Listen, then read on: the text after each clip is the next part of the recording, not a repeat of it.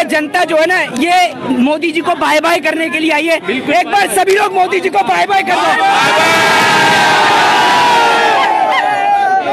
और एक बार और मैं आपको जाते जाते बता दूं, देखो ऐसा है, ये फिल्म ने जो है इतना पैसा कमा लिया है, आपको बता दूं, जिसके कारण भक्तों को जो है नींद नहीं आ रही है, परेशान है बहुत। एक बार फिर कह देता हूं, जिस भक्त को मेडिकल स्टोर पर बरनौल न मिले, मोहित शर्मा से संपर्क करे, मुझे इंस्टाग्राम पर जाके मैसेज कर दे, मैं बरनौल घर पे भिजवा दूंगा भाजपाइयों को। कितनी बार देखेंगे मोहित शर्मा फिल्म? मैं सर 5 बार फिल्म को देख चुका हूं और उसके बाद भी जो है ना, फिल्म देखने से मन नहीं भर रहा है से ना। जिस तरीके से फिल्म चल रही है और आप ये समझिए थिएटर पर जो है हिट करने का काम कर रही है। ये इतने सारे मेरे भाई खड़े हैं, भारतीय जनता पार्टी के लोग जितने भी है ना, जिन्हों को जलन हो रही है, मैं आपको बता देता हूं, उनको नहीं छोड़ के जाएंगे हम। बेसिकली जो है ना, मैं इस फिल्म का बहुत सपोर्टर हूं, बहुत अच्छी फिल्म बनी है। और जिनको जलन हो रही है ना फिल्म देख के, तो ये लगा लो बरनौल, ये बरनौल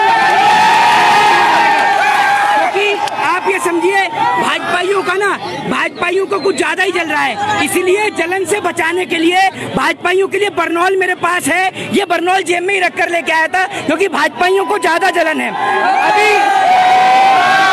अभी जिस तरीके से थिएटर पर जवान की टिकट नहीं मिल रही, उसी तरीके से मेडिकल स्टोर पर बरनौल भी नहीं मिल रही है। आपको बता दूं, बरनौल भी फुल हो गई है, क्योंकि भाजपाई और अंधभक्त जो इस देश के किसान से और जवान से मोहब्बत नहीं करते, वो सब के सब जो है बरनौल लगा के घर में सोए पड़े हैं, क्योंकि उनको जलन हो रही है जवान फिल्म के चलने से।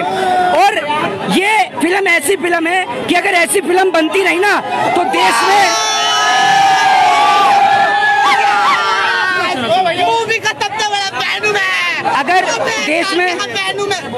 अगर इस देश में ऐसी मूवियां बनती रही ना, तो नफरत फैलाने वालों का जो है वो बुरा हाल हो जाएगा। जो 2-2 रुपए में ट्वीट करने का काम करते हैं ना, या नफरत फैलाने का काम करते हैं, उनकी नफरत की दुकान बंद हो जाएगी। क्योंकि ये फिल्म ऐसी फिल्म है जिसने इस देश की सच्चाई दिखाने का काम किया है, इस देश को हकीकत दिखाने का काम किया है। और ये फिल्म आईना तो एक बार को झूठ बोल सकता है, लेकिन ये फिल्म बिल्कुल सच्चाई पर बनी है सर, बिल्कुल रियलिटी बेस्ड मूवी है। मोहित शर्मा, लोग कह रहे हैं, जो लोग बाइकआउट कर रहे हैं, वो लोग कह रहे हैं कि मुर्गा वाले, मछली वाले, झल्ली वाले, पटरी वाले, वो लोग जा रहे हैं मूवी देखने के लिए, क्या कहेंगे? एक बात आप मुझे बताइए, नहीं, ये आप इनको देख रहे हैं चौधरी साहब, ये इंजीनियर हैं, ये मुर्गा वाले हैं, पटरी। और दूसरी बात ये, भैया इस देश के अंदर गरीब किसान तो देखेगा ही फिल्म को। और दूसरी बात ये कि आप जो कह रहे हैं कि मुर्गा वाले, मछली वाले, भाई क्या काम करते हो आप? क्या करते हो आप? मैकेनिक का करता हूँ। आप क्या करते हो? मैं वेल्डिंग का। आप एक बात मुझे बताओ, नहीं आप जो ये कह रहे हैं, भाई आप क्या वोट देश में वोट कौन देता है?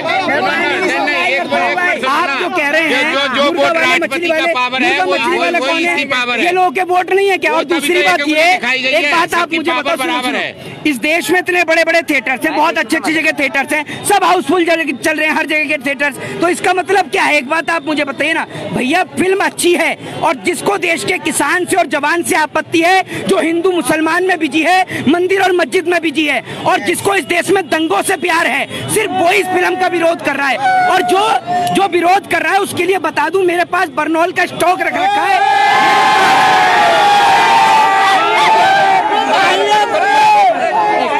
एक मिनट, धक्का मुक्की ना करें। देखो, पावर सबकी बराबर है, एक उंगली दिखाई तो है।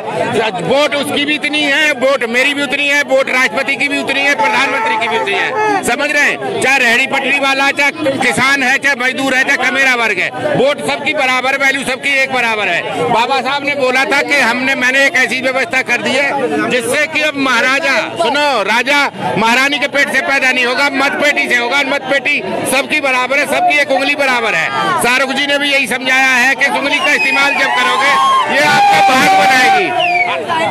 देखिए, मैं आपको एक मिनट भाई फोटो खिंचाइएगा, आराम से खिंचाइए। सुनिए, आराम से करिए, कोई बात मैं फोटो में नहीं खड़ा। ये फिल्म जो है, इस फिल्म ने दिखाने का काम किया है कि आपका जो वोटिंग का राइट है, इस वोटिंग के राइट का सही इस्तेमाल करें। और इस वोटिंग के राइट का सही इस्तेमाल करके ना तो मंदिर के नाम पर, ना मस्जिद के नाम पर, ना चर्च और गुरुद्वारे के नाम पर वोट दें, तो शिक्षा के नाम पर और पढ़े लिखे व्यक्ति को दें। एक ऐसे व्यक्ति, और सुनिए, आज तो हमारे देश में आपके 56 इंची वाले चचा का जन्मदिन है और चचा जन्मदिन मना रहे हैं।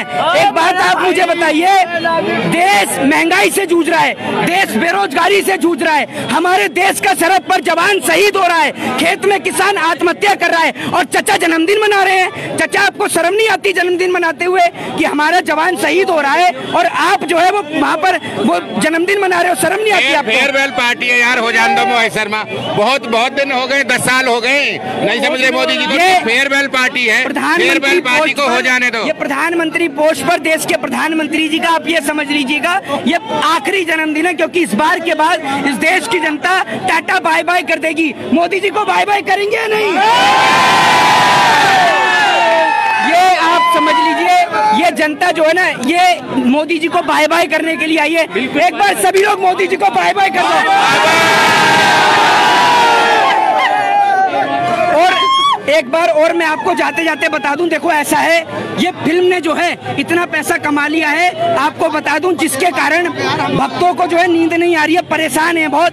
एक बार फिर कह देता हूं, जिस भक्त को मेडिकल स्टोर पर बरनौल ना मिले, मोहित शर्मा से संपर्क करे, मुझे इंस्टाग्राम पर जाके मैसेज कर दे, मैं बरनौल घर पे भिजवा दूंगा भाजपाइयों को। सुनिए, जब जलन होती है ना, दर्द होता है, तो मुंह से कुछ भी निकल जाता है, उनको पता नहीं रहती है, तो तकलीफ है, भक्तों को बौखलाए पड़े हैं और बौखलाहट इतनी ज्यादा बुरी है कि बरनौल भी काम नहीं कर पा रहा है, बहुत तकलीफ है इन्हें। किसानों के आंदोलन को भी ये कनाडा से ही फंडिंग बता रहे थे, नहीं समझ रहे, इनका तो कोई मतलब नहीं है, इनका जो माइंड है ना, उनका कंसंट्रेशन बिगड़ चुका है। और वो सामने ही यहाँ दवाई मिलती है जीबी पंत में, वो आ जाए और कल यहाँ दवाई भी ले लें, अपनी इलाज करा लें अच्छी तरह से। शाहरुख खान को जिहादी और आतंकवादी और जो है देशद्रोही बताया जाता है। ऐसे में शाहरुख खान ऐसे फिल्म लाते हैं जो सिस्टम पर एक तरह से उंगली कर देना है, क्या किस तरह देख रहे हैं आप? देखिए, ये जो आपने बात कही ना देशद्रोही वाली या जिहादी वाली, मैं आपको एक बात बता देता हूँ, जो इनके सिस्टम के खिलाफ बोले तो वो देशद्रोही, जिनकी विचारधारा इनकी पार्टी से न मिले वो देशद्रोही, अगर कोई यूनिवर्सिटी में कह दे कि भैया अच्छी पढ़ाई नहीं हो रही है वो देशद्रोही, अगर किसान भूमि अधिग्रहण का विरोध कर दे तो वो देशद्रोही। भैया, इस देश में देश से प्यार करिए, देशभक्ति करिए, सत्ता भक्ति मत करिए, गुलाम मत बनिए, भाजपाई अंधभक्त मत बनिए, ये याद रखिए। और एक बात कह दूं, मैं तो फिर भी बरनौल ले आया हूँ, तबाह होते हुए भी तबाही नहीं दिखती, ये अंधभक्ति है साहब, इसकी कोई दवाई नहीं दिखती। देखिए, किंग खान को यही कहना चाहेंगे कि आप बॉलीवुड के जो स्टार थे, जो लोग कहते थे ना कि भैया, एक कहावत है कि शेर चाहे कितना भी बूढ़ा हो जाए लेकिन शिकार करना नहीं भूलता। आपने अब तक सिर्फ शेर को जो है वो सिर्फ एक मिनट अभी तक आपने शेर को सिर्फ जो है सर्कस में देखा होगा, लेकिन वो बब्बर शेर है, याद रखिएगा। और उस बब्बर शेर ने पूरे सिस्टम की पोल खोल दी है, ऊपर से लेकर नीचे तक। और शाहरुख खान ने दिखा दिया है, ना वो किसी पार्टी से और ना किसी सरकार से डरता है, वो डरता है तो भारत देश के संविधान से, याद रखिएगा। और आप जो कहते हैं कि मुसलमान इस देश के अंदर, भैया, इस देश की आजादी में सबका बराबर का योगदान है। मैं आपको बता दूं, सुनिए, देखना है तो मोदी जी ने जो बनाया है ना वहाँ इंडिया गेट। देखिए, मैं आपको एक चीज बता देता हूँ सीधे तौर पर, ये फिल्म देश के हर एक उस व्यक्ति को देखनी चाहिए जो देश के किसान से, देश के जवान से प्यार करता है।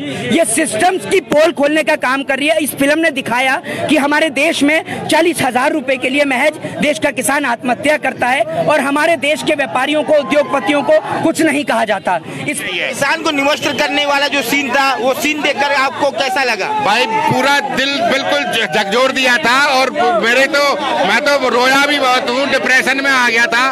और जो उसकी बेइज्जती किया ना, उसके सामने उसको बार बार रिक्वेस्ट करने के बाद में कि मेरी लड़की खड़ी है, मेरी लड़की के सामने बेइज्जत मत करो, मैं तुम्हारा कर्जा चुका दूंगा, फिर भी वो ट्रैक्टर खींच ले गए और उसने सुसाइड कर लिया। भाई साहब, दिल झकझोर दिया। याद रखिएगा, इस फिल्म के अंदर तो किसान की धोती खुली है, लेकिन हकीकत में नेताओं की धोती खोलेंगे और इसी जो याद रखिए, अब धोती खुलने का नंबर इस देश के नेताओं का है।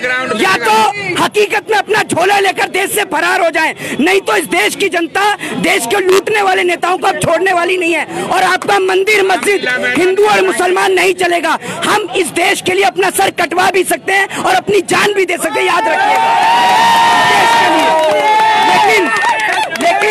लेकिन इस देश को लूटने वालों को, जो लोग इस देश को लूटेंगे ना, हम उनको छोड़ेंगे भी नहीं। आपने बहुत दिन हम इन भाइयों को आपस में लड़ा लिया। तिलक और टोपी का संबंध याद रखिएगा, जब जब तिलक अनाथ हुआ है उसका साथ देने के लिए टोपी आई है। तिलक और टोपी का संबंध ना कोई इस देश में मिटा पाया था और ना मिटा पाएगा, याद रखिएगा। और आप लेके आएंगे मंदिर मस्जिद, हिंदू और मुसलमान, हम लेके आएंगे एजुकेशन, हेल्थ, डेवलपमेंट, शिक्षा, बेरोजगारी और महंगाई, ये याद रखिएगा। शुक्रिया।